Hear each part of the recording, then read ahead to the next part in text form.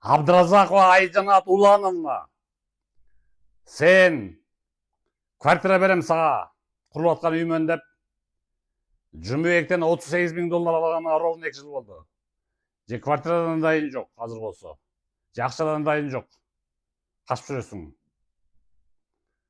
Мына мен сүйлөп турган заман көрүп койгула. Фотографиясы чыгат.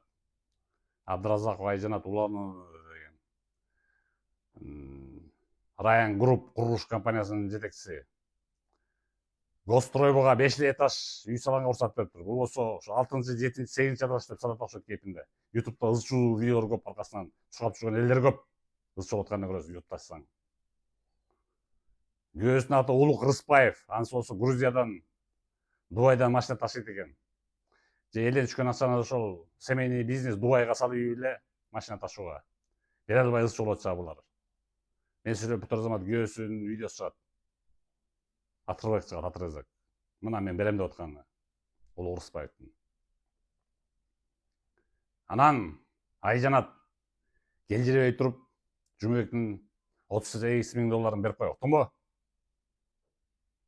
Са үстүңөн арсыласа да толуп болбойт экен. Жемне кыршаң ошончолук чоңбу? А мен видеомон кантип кутуласың сен?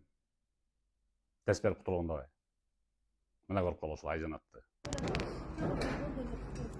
Кечеке мен позициям жумушум башка болчу, азыр иш уже иштер акырындык менен жүрүп баштады да. Качанча угалычы анан вопросту берели анан. Бул жерде арча бешик менен кичине конфиденциальный кылсынчы, баягы